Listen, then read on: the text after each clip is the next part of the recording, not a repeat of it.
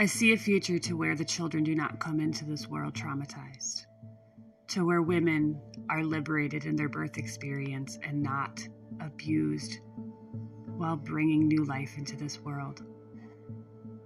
I see a future where generations are liberated from the confines of systems that keep us down.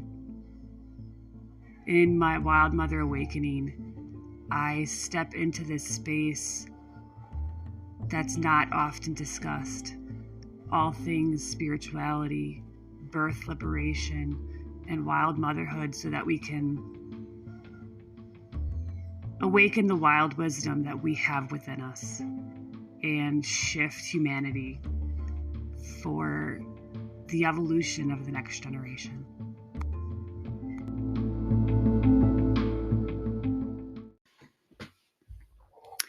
Hello, beautiful people. Jess here. Welcome back to Motherhood After Divorce. So I think I'm going to upload this episode to my other podcast as well. If you have not checked out Wild Mother Awakening, that is my other podcast. I kind of stopped recording on that one to start this one. So I've been focusing on this podcast, but this one will go also on the other one.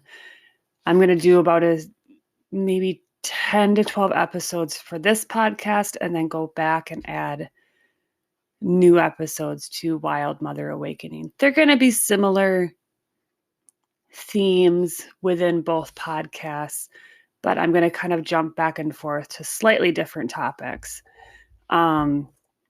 This one is obviously more focused on stepping into motherhood after getting a divorce and the challenges and struggles and awakening process ultimately that comes up along the way. And today I wanted to talk about something that has been a big focus in my life. Nutrition has always been something, I shouldn't say always. Nutrition became something that was important to me when I became a personal trainer.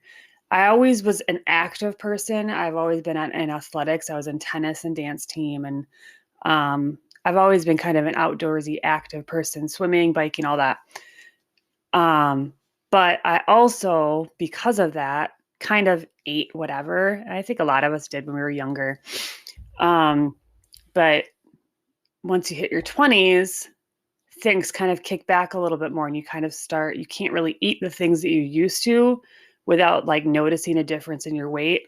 So I started noticing that in my college years and focused a lot more on healthier foods. And from that point to now, so started in my early 20s to now at 36, I have done a great deal of research and study around nutrition, fitness, activity, the energetics of the body, and how to cater our lifestyle to overall wellness.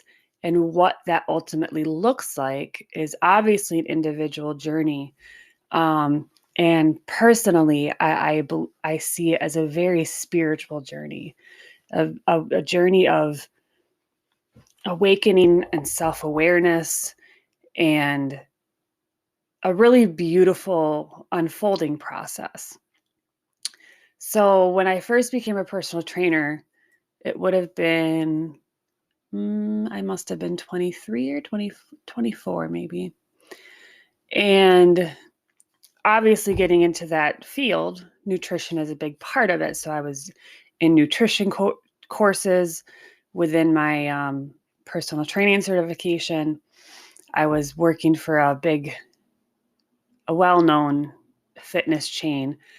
So they had personalized like nutritional coaching classes to learn about like the newest science and focuses of nutrition. And with that, they sold supplements within that company as well. So ultimately, we were getting trained to sell their supplements, which is what a lot of personal trainers are trained to do. Not only fitness, but you're more or less trained that these supplements that we offer in our gym are the best and you need to sell them. And that's kind of where I started peeling back the layers of what we've been told about nutrition and lifestyle and how our bodies work, the biology versus more of at this time, it's more of the strict biology, the science of finding what's best, the best science-backed nutritional supplements and routine regimen and exercises and all of that stuff. So that was initially where I learned a lot about fitness and nutrition. And I maintained that for a while. And then when I became pregnant with my first son, it got to be obviously another big focus, making sure I had a healthy pregnancy. However, now knowing what I know, doing the things that I thought was best at that time, according to kind of my knowledge within that gym and the nutritional learning I was getting there, it is not the best, in my opinion. Or at least it wasn't the best for me. And we're going to dive into what that really means. From that point of me leaving working in a gym, I became a stay-at-home mom. And then through that, I've gotten a couple nutritional trainings. I've been in raw food certification, holistic nutritionist certifications, and I've taken regenerative detoxification courses with Dr. Morse. So I've explored a lot of different realms, different perspectives of nutrition. So I feel I have a very broad knowledge of the topic in general, meaning I've looked at it from many different angles and I've explored it personally through how I've eaten from many different angles. And now I'm kind of zoning in on what works best for me and what feels best for me and how we can navigate getting to that point. So there's a few guiding points I want to give within this. So one is that there is no one right diet. There is not any single list of foods that is perfectly best for all humans. That's not how it works because one, we all live in different environments. So our bodies adapt to where we live. Our bodies will adapt to the environment that we live in. It will adapt to the food that we eat. It'll adapt to the weather and the terrain and how we are living within the environment we live. And I've found that we're not any specific category of animal, like carnivore, herbivore. I personally follow the ideology that we're frugivores, as in we are most similar to the biological and structural design of primates. However, I think there are a lot of differences between us and primates as well. While our digestive system is most similar in design, I do think there is variations because of where and how we live. So obviously somebody who lives in Alaska isn't going to be able to eat a fruit-based diet, reasonably speaking, unless they have like a year-round greenhouse. But even that, like if you consider the lack of sun for certain times of the year. It's things like that where we have to really consider the variance in what we require to survive. But then it comes to the second point that we are not a species in basic primitive survival mode anymore. We are not simple hunter-gatherer type tribes in Western society, we'll say. Obviously, there are people who still live in a hunter-gatherer tribes around the world. So their way of living is going to be very different than Western society. So what I'm going to speak to specifically is us in, let's say, the United States strictly. I mean, we could throw Europe in there if we want, but living in the type of society, in Western society that we do, the way we live is very different than primitive tribal living. So we're not living day to day, not knowing when our next meal is coming, in survival mode of just eat what comes.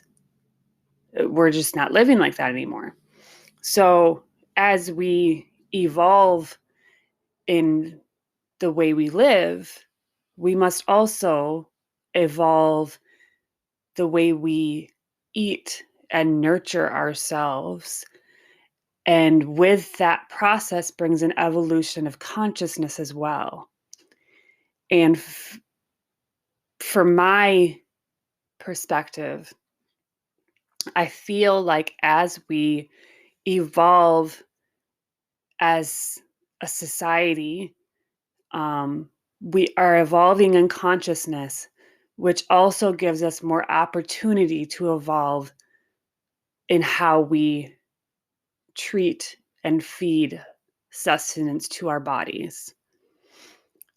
Because we have much more of a conscious thought process and ability to make choices around what we put in our bodies. So with that becomes more of a intuitive responsibility of respect for ourselves, listening to the body, respect to the environment and animals, and how we feed our children. There's just so many nuances to our bodily sustenance. And it's not strictly food-based.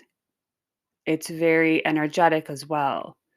It's going outside and sitting in the sun and putting your feet in the dirt and grounding and taking in the energy of nature and the energetic exchange from sunshine, breathing in deep breaths of oxygen and fresh air, feeding ourselves with that is also a way of feeding ourselves. So if you those of us who have dove into kind of regenerative detox, frugivore eating, fruitarianism, that type of fasting type protocols that I've dove into, we have awareness of the ability of our bodies and our strength as a conscious human being to be able to live and thrive on very little food. Breatharianism is very much a thing. I know of people personally who have gone long periods of time without any food other than water. And there's different, fasting rituals. I've done a lot of fasting myself. I haven't done long-term no food fasts. I have done some juice fasts. I have done a couple, I often do a couple, 2 or 3, 1 to 3 day fasts occasionally just to help cleanse the digestive system. But I also come from both perspectives of the nutritional side of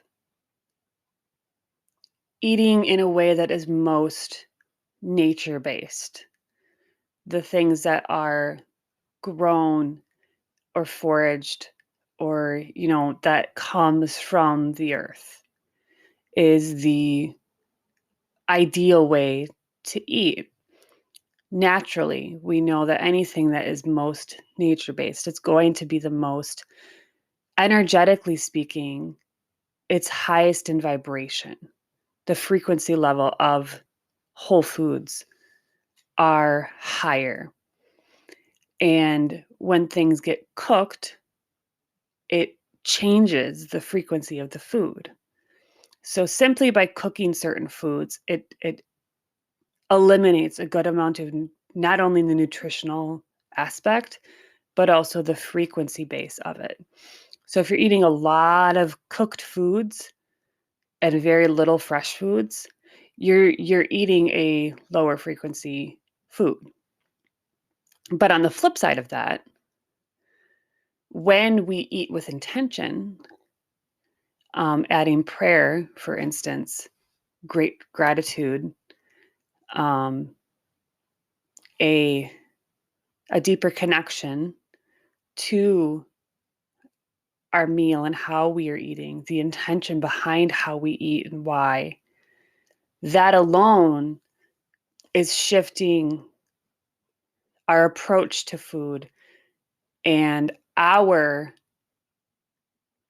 consciousness and frequency in the process of eating, if that makes sense.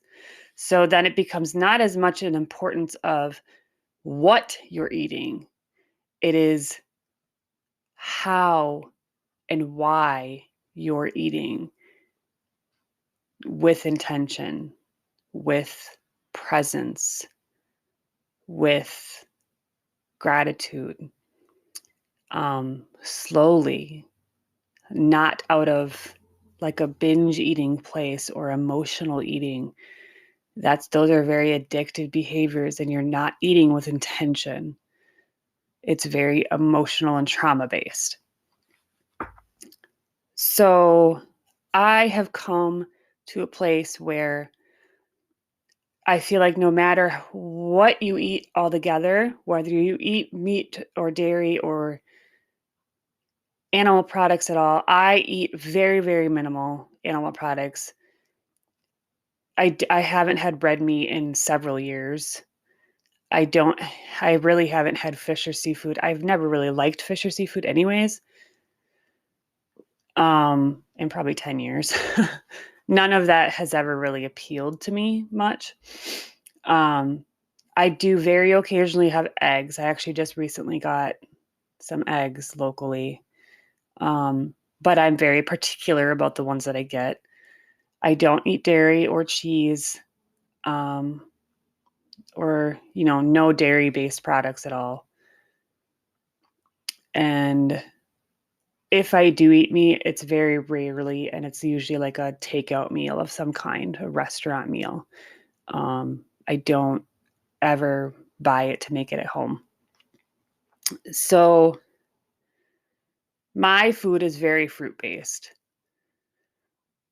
The majority of what I eat, or I try to, of course, there's no perfection in it, but my intention when I eat is to eat as much fruits and veggies and whole foods as I can.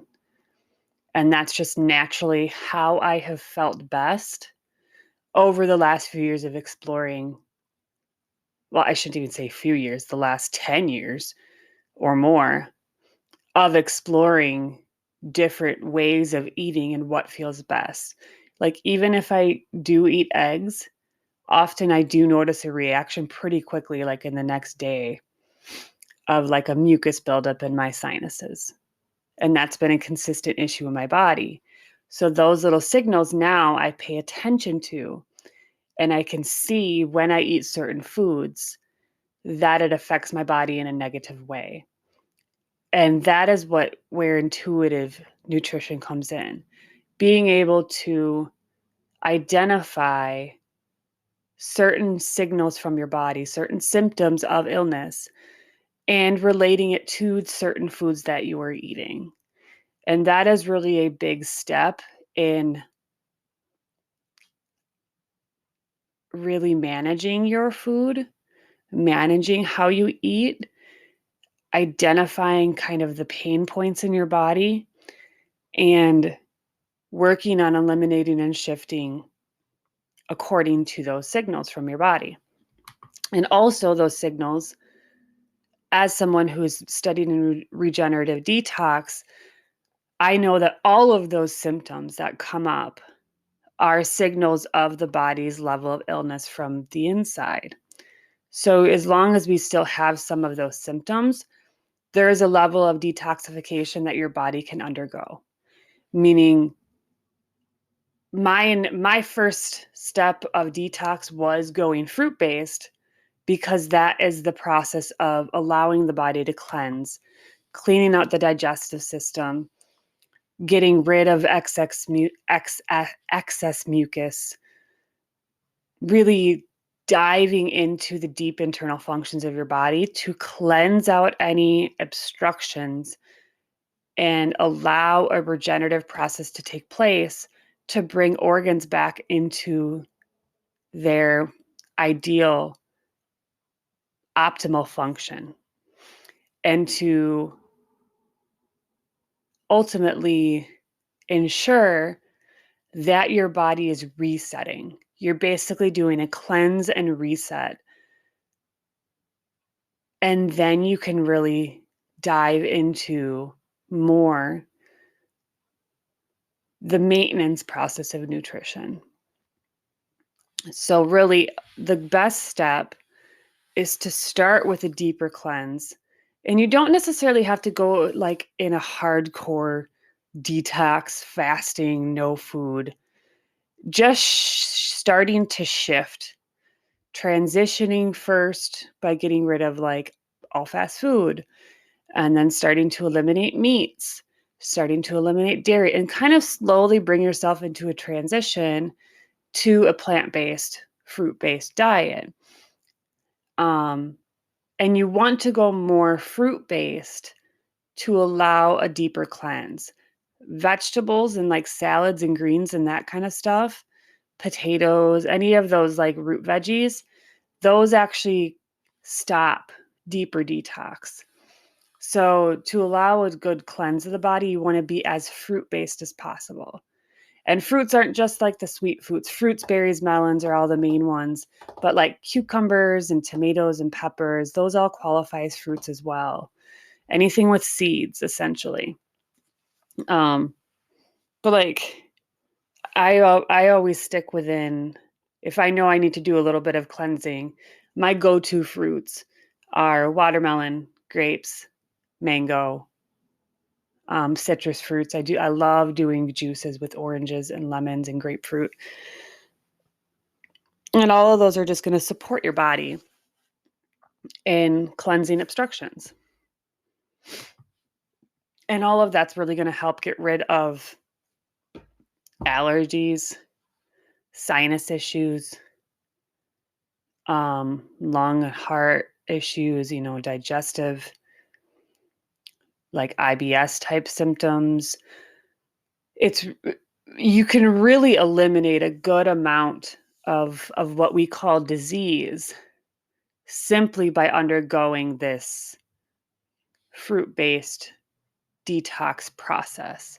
And then as you move through it, really get to like the healing end of it, you're going to find that you are going to want to stick very close to that diet because it just feels best. It feels very nourishing and energizing to eat in that way.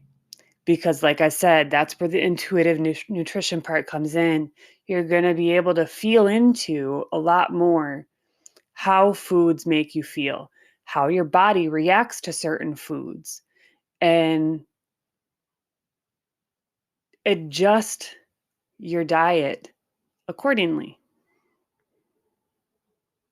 So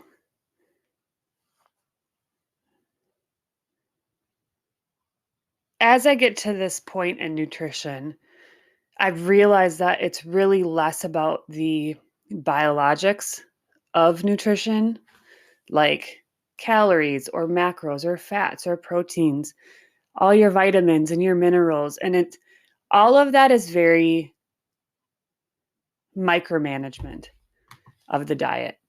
It's all parts that I feel are actually quite irrelevant because it can become one, I feel like it's a way of confusing people. One, because the amount of supplements out there are now so excessive. Every little vitamin out there you can go buy in a store, which, by the way, none of those vitamins are really bioavailable at all. To take little singular vitamins like that, your body is not going to absorb it the way that it needs to. And if you are lacking, quote unquote, in certain nutrients and vitamins and minerals, it's because the body is malabsorbed. You have malabsorption issues. And until those issues get fixed through a good detox process, you're not going to be absorbing your nutrients anyways. So you're basically spending money on supplements that are going to go to waste. So relying on supplementation to reach optimal health is not the way to go, in my opinion. It could be a temporary support system while you undergo a detox process, but I have really come to love and appreciate the power of herbs and plants, flowers, essences, those types of things to support the body in the detox process and help enhance our organ support while cleansing and regenerating and resetting the body. Because once you get to a certain point, you really don't need supplements. If your body is in a good state of health and in an optimal state of health through how you eat, how you live your life, the amount of time you spend outside, your activity levels, everything that you do to balance your the spiritual self with the physical self and the emotional self, you are going to be balanced in a way that does not need any external supplementation. And that is really where I've come over the years. And I used to be a big supplement person. I took tons of supplements in my first pregnancy. I kind of started to shift downward with the second. I didn't take any supplements in my third pregnancy at all. I was very fruit-based. I was mainly drinking a lot of orange juices and stuff in the mornings, ginger, teas, all of that. But herbs is such a beneficial support for cleansing and regenerating. So to end this, I'm going to send the offer out there that if you want help in whether it be just shifting to a frugivore diet, becoming more aligned in intuitive nutrition, or if you want to dive into more of a deeper regenerative detox protocol to really work on healing a lot of your sick, disease, illness symptoms, allergies, any of that stuff, please email me or find me on Instagram or Facebook. I'll have the links in the description. You can find me on my website, wildmotherawakening.com. It's the same on Instagram as well, and Jess Olson on Facebook. So, and then you can also email me at wildmotherawakening@gmail.com. So I would love to support any of you who would like that support. I'm extremely passionate when it comes to nutrition and optimal wellness as a whole, and it being a very spiritual process, not just a process of biology of food and calorie counting or macros or any of those little micromanaging ways of approaching. So I hope you gained something from this podcast episode, and I really appreciate you being here. Love and gratitude. Welcome back to Wild Mother Awakening. Jess here, and I'm your host. This episode is one that I did for my other podcast, Motherhood After Divorce, and I thought it was very relevant to also be shared on this podcast. So I hope you enjoy it today.